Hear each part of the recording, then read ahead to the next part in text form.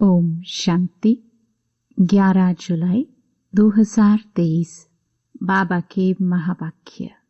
मीठे बच्चे, अंतर्मुखी बन पढ़ाई में तत्पर रहो, श्रीमत पर सदा चलते रहो तो तुम्हारी तकदीर बहुत ऊंच बन जाएगी। यह समय है अपनी तकदीर बनाने का। प्रश्न: तुम बच्चों की ऊंची तकदीर कौन सी है जिसके आधार पर तुम सारे सृष्टि की तकदीर को जान लेते हो? उत्तर: स्वदर्शन चक्रधारी बनना। यह है सबसे ऊंचे ते ऊंची तकदीर। तुम ब्राह्मण अभी स्वदर्शन चक्रधारी बने हो।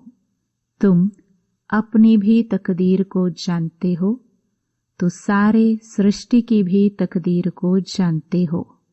बाबा आए हैं तुम बच्चों की हीरे समान तकदीर बनाने। स्मृति में रहे स्वयं भगवान हमारी तकदीर बनाने लिए पढ़ा रहे हैं तो तकदीर बनती रहेगी। गीत: आने वाले कल की तुम। ओम शांति। बच्चों ने गीत के 2 शब्द सुने। सुनने से ही अपनी तकदीर का नशा चढ़ जाना चाहिए। यह है अविनाशी नशा, उतरना नहीं चाहिए। कोई मनुष्य साहूकार पदमपति होते हैं तो उनको रात दिन नशा रहता है। हम बड़े धनवान जागीरवान हैं, नशा चढ़ता ही है संपत्ति का। तो बाप है तकदीर बनाने वाला। अभी तो तकदीर फूटी हुई है। कौड़ी मिसल तकदीर है व हीरे मिसल तकदीर है, यह तुम जज कर सकते हो। बेहद का बाप सम्मुख बैठ तकदीर बनाते हैं, सो तुम देखते हो, जानते हो। परमपिता परमात्मा को देखते हो व जानते हो। बच्चे जानते हैं हम आत्मा है। भल आत्मा को देखते नहीं हैं, परंतु निश्चय है हम आत्मा है, स्टार मिसल हैं, भ्रकटी के बीच में रहते हैं। इस समय तुम बच्चों को आत्म अभिमानी बनना है। इस देह में रहने वाले को आत्मा देही कहा जाता है। आत्मा को अभिमान है कि हमको परमपिता परमात्मा आकर मिला है। बच्चे बाप के पास जन्म लेते हैं तो वारिस होते हैं। फिर कोई तो पाई पैसे की तकदीर पा लेते हैं, कोई तो कुछ भी नहीं पाते, सिर्फ जन्म ही पाते हैं। कोई हैं जिनके 5-6 बच्चे हैं। तलब नौकरी कम मिलती है तो समझते हैं हमारी तकदीर में यह था। औरों को देखते हैं उन्हों की तकदीर में कितने महल माड़िया ताज व तख्त हैं। मनुष्य के तकदीर की वैरायटी है ना। तो अब तुम अपनी तकदीर को जानते हो कि किस तकदीर के लिए हम पुरुषार्थ कर रहे हैं। धन के लिए, सुख के लिए। मनुष्य पुरुषार्थ तो करते ही हैं। धनवान मनुष्य बीमार पड़ते हैं तो अच्छे डॉक्टरों की दवाई करते हैं। समझते हैं धन से अच्छी दवाई होगी। तो धन की बात है ना। तुम बड़ी जबरदस्त तकदीर बनाते हो श्रीमत से। बच्चे जानते हैं बाबा ऊंच ते ऊंच तकदीर बनाते हैं क्योंकि खुद ऊंच ते ऊंच है। अब तुम उनके सम्मुख बैठे हो ना। माँ बाप के घर में बैठे हैं। कोई राजा रानी है तो समझते हैं हमने ऐसे कर्म किए हैं जो राजाई की तकदीर मिली है। अब तुम जानते हो हम जो यह लक्ष्मी नारायण का चित्र देखते हैं उन्होंने भी जरूर अगले जन्म में तकदीर बनाई है। तुमको यह बुद्धि मिली है। मनुष्यों की बुद्धि में यह नहीं आता। इतने धनवान मनुष्य हैं, उन्हों को यह तकदीर कैसे मिली? कहेंगे पास्ट जन्म में ऐसे कर्म किए हैं जो इतना धनवान बने हैं। कर्मों का फल है ना। गाते भी हैं कर्मों की गति न्यारी है। मनुष्य पास्ट के कर्मों अनुसार ही भोगते हैं। अभी तुम बड़े ते बड़े लक्ष्मी नारायण के तकदीर की भेंट करते हो। यह जो सतयुग के मालिक बने, उन्हों की ऐसी कर्म गति किसने बनाई जो विश्व के मालिक बने? तुम सारे चक्र को जान चुके हो। तुम ब्राह्मण अभी स्वदर्शन चक्रधारी बने हुए हो। दूसरे ब्राह्मण तो स्वदर्शन चक्रधारी नहीं होंगे। वह भी ब्राह्मण, तुम भी ब्राह्मण हो, परंतु तुम जानते हो कि हम हैं सच्चे ब्राह्मण, ब्रह्मा की मुख वंशावली। जरूर ब्रह्मा भी किसका बच्चा होगा? वह है शिव बाबा का बच्चा। शिव बाबा तो रचयिता है, उसका कोई बाप नहीं। तो अब तुम्हारी तकदीर परमपिता परमात्मा बनाते हैं। बाप से ही तकदीर बनती है, काका चाचा मामा आदि से नहीं बनती। हाँ, कोई की बन सकती है अगर वह एडॉप्ट करे तो। तुम बच्चों को भी एडॉप्ट किया है। ड्रामा अनुसार कल्प पहले मुहाफिक, उनसे ऊंचा कोई है नहीं। प्रजापिता ब्रह्मा को इतने बच्चे हैं, ढेर के ढेर। उनको बाप से क्या वर्षा मिलता होगा? तुम समझते हो कि शिव बाबा है सभी आत्माओं का बाप और ब्रह्मा है सभी जीवात्माओं का बाप। तुम इसमें भाई बहन हो जाते हो। बाप तो तुम बच्चों को कहते हैं, देखा तुम्हारी तकदीर कितनी ऊंची है। हम तुमको पढ़ाकर कितना तकदीरवान बनाता हूँ। बरोबर सतयुग आदि में श्री लक्ष्मी नारायण व इन स्वर्गवासियों की राजधानी थी। कितनी उन्हों की ऊंच तकदीर बनाई है। यह तुम बच्चों की बुद्धि में राज है कि शिव बाबा ने ही उन्हों की ऊंच तकदीर बनाई थी। वह तकदीर भोग 84 जन्म पूरे किए, अब फिर वही तकदीर बना रहे हैं। यह तुम्हारी बुद्धि में ज्ञान है। ज्ञान सागर शिव बाबा के सिवाय कोई भी समझा ना सके। ऐसा बाप कितना लवली है। बाप भी कहते हैं तुम भी लवली बच्चे हो। तुमको मैं फरमान करता हूँ कि निरंतर मुझे याद करने का अभ्यास करो तो तुम्हारे विकर्म विनाश हो जाएंगे। तुम जानते हो कि शिव बाबा अभी इस ब्रह्मा तन में सम्मुख हैं। बाप ने समझाया है, मैं तो सदैव निराकार हूँ, मेरा नाम शिव ही है।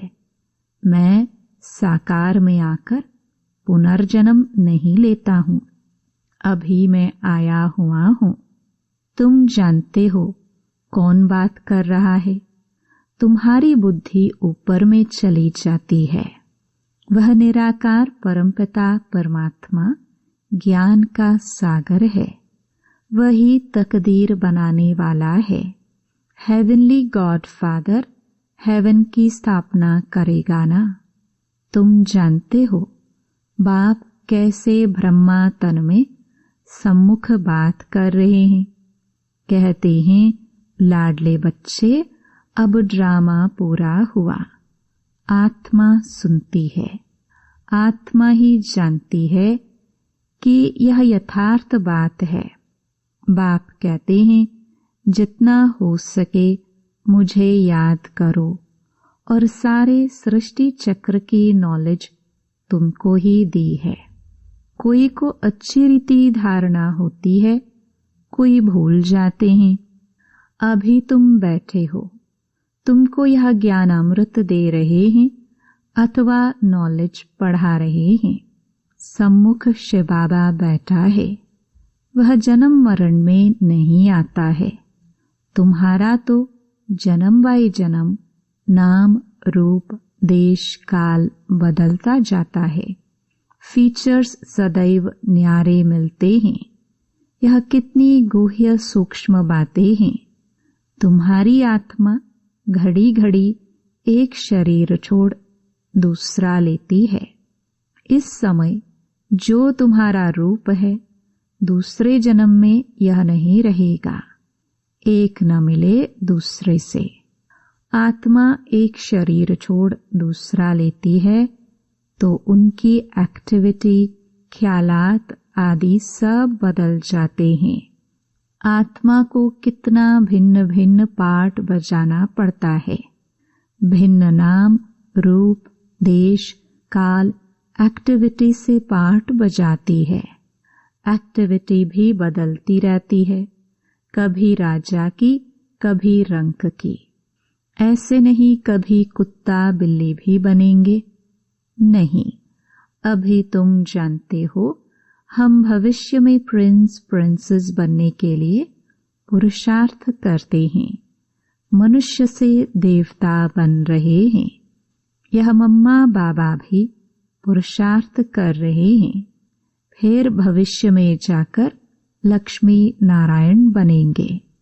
हम भी जितना अपनी तकदीर बनाने लिए पुरुषार्थ करेंगे उतना बहुत सुख मिलेगा। कितनी जबरदस्त कमाई है। वह तो करके अल्पकाल सुख के लिए पढ़कर इसी ही जन्म में बैरिस्टर आदि बनेंगे। दूसरे जन्म की बात ही नहीं। सो भी बने, ना भी बने, हो सकता है। तुम तो समझते हो कि हम भविष्य में स्वर्ग में जरूर जाएंगे। फिर वहां देवी देवता कहलाएंगे। यह कभी भूलना नहीं है कि बाप से हम स्वर्ग के ताऊसी तख्त का वर्षा लेकर ही छोड़ेंगे। ऊंच ते ऊंच बनकर ही दिखलाएंगे। गॉड फादर पढ़ाते हैं, वह भी तो बुद्धि में आता है। हम अच्छी रीति पढ़कर 21 जन्म के लिए अपनी प्रारब्ध बनाते हैं। इस समय जितना पुरुषार्थ करेंगे उतना ऊंच तकदीर बनाएंगे। वह तकदीर कल्प कल्प कायम रहेगी। इसलिए इस समय तकदीर के लिए अच्छा पुरुषार्थ करना चाहिए। बड़ी भारी तकदीर है, बहुत सुख है। भल यहाँ कोई के पास करोड़ हैं, कोई पाई का भी सुख नहीं है। वहाँ तो बिल्कुल शांति, आराम से प्रारब्ध भोगेंगे। यहाँ तो कितनी आफतें आती रहती हैं।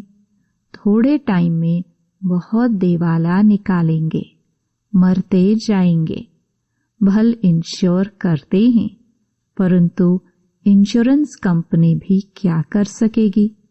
हिरोशिमा का क्या हाल हुआ, कितने आदमी मरे। इंश्योर कंपनी ने भी देवाला मारा। यहाँ भी ऐसे ही होगा, सब खत्म हो जाएंगे। इंश्योरेंस वाले किसको पैसा देंगे? कौन एक दो का दीवा जलाएंगे? मनुष्यों में अंधविश्वास कितना है। बड़े आदमी का शो करते हैं। ऋषि मुनियों को उनसे भी बड़ा समझते हैं। भल रिलीजन को नहीं मानते, परंतु सन्यासियों को नमन जरूर करते होंगे। साधुओं के आगे जाकर दंडवत प्रणाम करेंगे। साधु उनके आगे नहीं करेंगे, क्योंकि समझते हैं मैं ऊंच पवित्र हूँ। यह बाप तो कहते हैं, मेरे लाडले बच्चों, हम बच्चों को नमस्ते करते हैं। तुम तो हमारे सिर के मोर हो। तुम विश्व के मालिक बनेंगे। ब्रह्मांड के भी तुम मालिक हो। तुम डबल मालिक हो। मैं सिंगल सिर्फ ब्रह्मांड का मालिक हूँ। ऐसी बातें सिवाय बाप के कोई समझा ना सके। तो ऐसे बाप को कितना याद करना चाहिए जिससे ऐसा वर्षा मिलता है। बाप कहते हैं, देखो कितने बच्चे यहाँ से होकर जाते हैं, फिर 6 मास में भी बाप को मुश्किल पत्र लिखते हैं। अरे प्राण देने वाले प्राणों से प्यारे बाप को पत्र नहीं लिखते। स्त्री पुरुष 1-2 को चिट्ठी लिखते हैं तो कहते हैं प्राणेश्वर फलाना। वास्तव में वह कोई प्राणेश्वर तो है नहीं। प्राणेश्वर तो एक ही बाप है। सभी प्राणों का ईश्वर बाप एक है। वह कहते हैं प्राणेश्वर बच्चे, अर्थात प्राण बचाने वाले ईश्वर के बच्चे। बच्चे भी कहते हैं प्राणेश्वर बाबा, हमारे प्राण बचाने वाले बाबा। यहाँ से ही यह नाम निकला हुआ है। भारत में ही ऐसे प्राणेश्वर प्राणेश्वरी लिखते हैं, परंतु है नहीं। प्राणों का दान तो बाप ही देते हैं। बाप कहते हैं तुम मेरे बनते हो तो फिर तुमको कोई दुख दे नहीं सकते।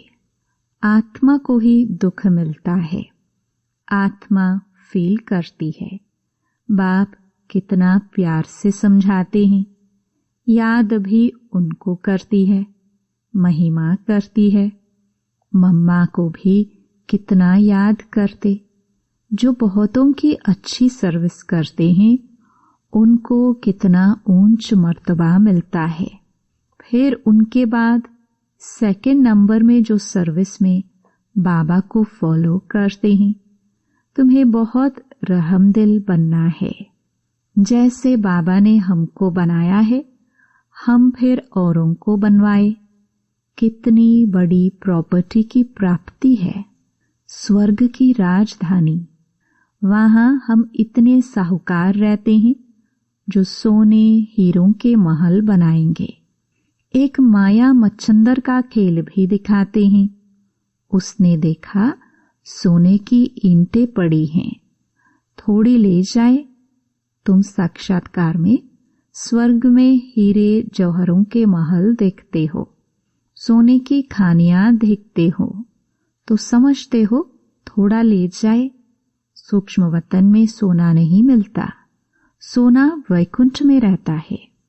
तुम जानते हो वहां खानियों से हम विमानों में जाकर सोना भरकर ले आएंगे। सोने की बड़ी बड़ी ईंटें भी होती हैं। अभी भी बड़ों बड़ों के पास सोना तो पड़ा है ना। भारत को सोना चांदी तो जरूर रखना है। सबके पास बड़ी बड़ी गुफाएं बनी हुई हैं जहां कोई लूट फूट ना सके, आग जला ना सके। तो यह सब भविष्य में तुम्हारे हाथ आ जाएगा। जिन एरोप्लेन आदि द्वारा अभी बॉम्ब आदि गिराते हैं विनाश के लिए, वही चीजें फिर सुख के लिए निमित्त बन जाएंगी।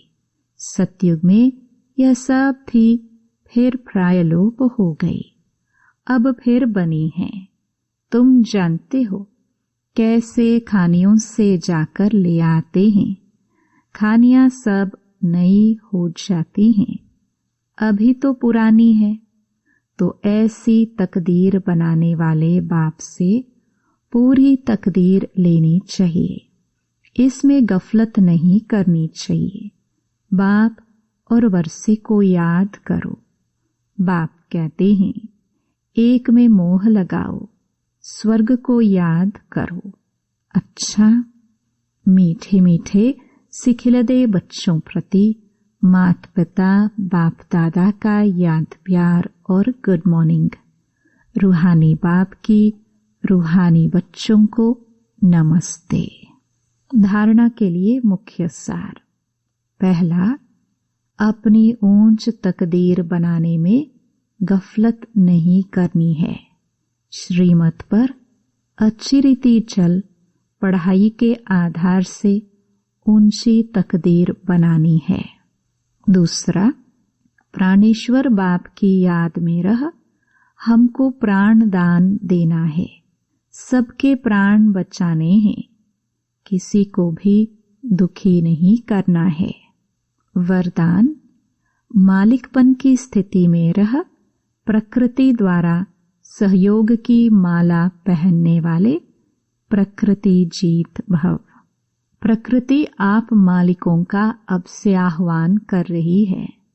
चारों ओर प्रकृति के तत्व हलचल करेंगे, लेकिन जहां आप प्रकृति के मालिक होंगे वहां प्रकृति दासी बन सेवा करेगी।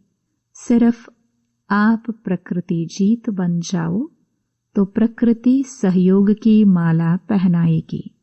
जहां आप प्रकृति जीत ब्राह्मणों का पांव होगा, स्थान होगा, वहां कोई भी नुकसान नहीं हो सकता। तूफान आएगा, धरनी हिलेगी, लेकिन बाहर सूली होगा और यहाँ कांटा। सभी आपके तरफ स्थूल सूक्ष्म सहारा लेने के लिए भागेंगे। स्लोगन, अलौकिक सुख व मनरस का अनुभव करना है तो मन मनाभव की स्थिति में रहो। ओम शांति।